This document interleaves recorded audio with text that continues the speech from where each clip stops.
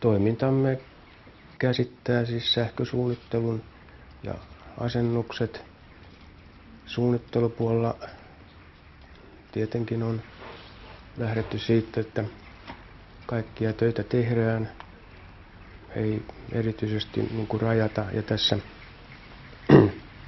meillä lähtee suunnittelut omakotitaloista, teollisuushalleista, päiväkodeista, kouluista.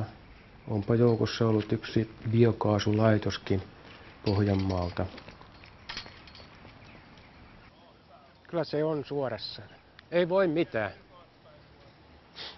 Katsotaan, pysykö. Niin, tässä Toijalan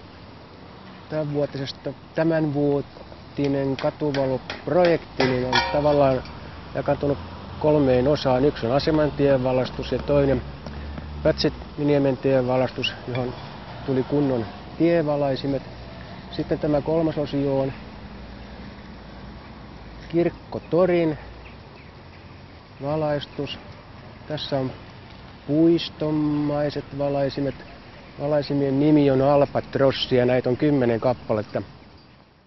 Aloitin silloin paikallisella sähkölaitoksella sähkölinjojen asennustyöt, tietenkin siinä oppipoikana.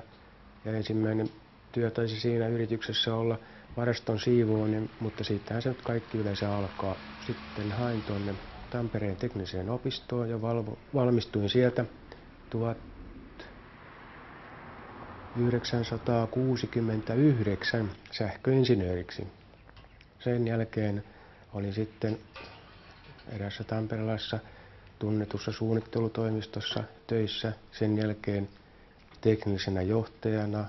Siinä sitten meni aina vuoteen 1983, jolloin tämä työpaikka alkoi mennä niin kuin jalkojen alta ja tuli harkittavaksi, että mitä tässä tehdään. Sitten alkoi kiteyttää tämä oman yrityksen perustaminen, koska kokemusta kyllä oli jo riittävästi.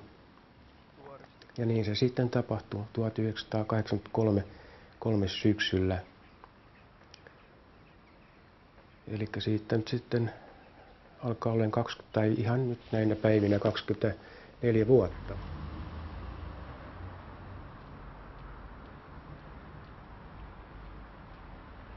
Sillä tavalla tämä on mielenkiintoistakin, että jos yrittää vaikka seuraavaksi päiväksi tehdä jotakin työohjelmaa, niin hyvin saattaa käydä niin, että niitä töitä, mitä tosiaan piti seuraavana päivänä tehdä, tehdäänkin vasta 3-4 päivän päästä, koska asiakkaat ja erilaiset muut tähän liittyvät toimijat niin kuin saattaa muuttaa sitä työn kuvaa.